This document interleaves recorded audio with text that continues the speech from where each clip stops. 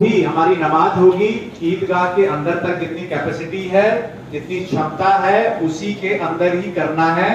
सड़कों पे, रास्तों पे किसी भी हाल में, किसी भी सूरत पे नहीं होना है। तो इसमें समन्वय परस्पर बना रहे। अभी अलविदा की आपका नमाज हुई, वो भी आप लोग सभी के सहयोग से, सभी को साथ लेके जो शासन के दिशा निर्देश की उसके अनुरूप हुआ है। और मुझे उम्मीद है कि सभी थानों ने इस विषय पे आपसे बात भी कर रखी है।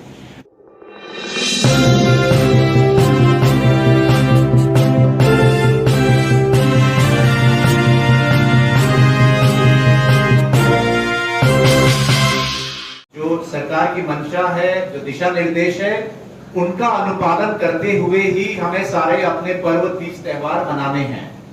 पिछले 2 वर्ष में हमने देखा कोरोना की वजह से मात्र 5-5 लोग मेरे ख्याल से ईदगाह में नमाज पढ़ने के लिए आए होंगे। तो क्या ये अपने आप में बड़ी चीज नहीं है कि इस वर्ष 2 वर्षों के बाद में आपके ईदगाह की क्षमता के अनुसार नमाज पढ़ने की अनुमति सरकार के द्वारा प्रदान की गई है। तो ये भी तो एक बहुत बड़ी बात है। ये इसका भी, तो इसे भी हमें ध्यान में रखिए कि जिस तरीके से पिछले विगत 2 वर्षों में कोरोना की वजह से जो लॉकडाउन लगा रहा या जो रेस्ट्रिक्शंस थे, तो हम सभी ने या तो घरों में बैठ के अपने तीज त्योहार को मनाया या लिमिटेड लोगों में मिलाया है। आज इस वर्ष में शासन की ये मंशा है, माननीय मुख्यमंत्री जी की मंशा है कि सड़कों पे लोग आके अपने जो भी धार्मिक कर्मकांड है उनको न करें। तो मेरा ये निवेदन है कि जो भी हमारे ईदगाह है, मस्जिदें हैं, उनकी जो क्षमता है उसी के अनुसार उतने ही लोग ईदगाह में और मस्जिदों में अपने नमाज है जो अदा करें और हम लोग कानून व्यवस्था का पालन करें, कानून का पालन करें। और जब हम लोग डीएम साहब और हमारी पूरी टीम जब आप लोगों को सकुशल नमाज अदा कराने के लिए जब हम वहां खड़े हैं, सारी सुरक्षा व्यवस्था हो चाहे सफाई की व्यवस्था हो, सब कुछ प्रदान कर रहे हैं। और ये मीटिंग भी अलग से आपके लिए 5-5, 6-6 बार मीटिंग कर रहे हैं।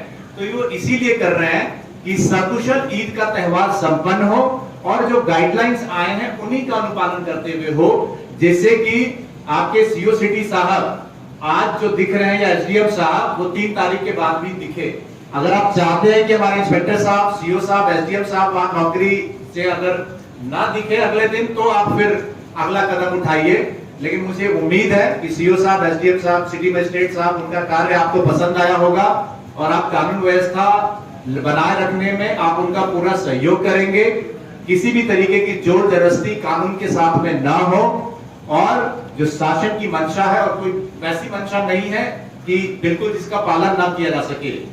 ये बस इतनी सी कि जो ईदगाह की जो कैपेसिटी है, इस वर्ष ईदगाह की कैपेसिटी के अनुरूप हमारे आदमी रहे। और ये भी लोगों को बताइए कि जहां पिछले साल मात्र 5 आदमी ही आपके ईदगाह में या मस्जिदों में थे, इस बार सरकार ने छूट दी है कि आप ईदगाह की कैपेसिटी और मस्जिदों की कैपेसिटी के हिसाब से लोग रखें। तो मेरा निवेदन भी है और ये मेरा काम भी है कि कानून के बारे में आपको बताना। तो सभी से मैं पहले तो रिक्वेस्ट करूंगा कि प्लीज इसको पालन करिए। और फिर जो लोग नहीं करेंगे फिर उनको, फिर मैं नहीं चाहता हूं कि ईद जैसा त्योहार फिर उसमें जाए।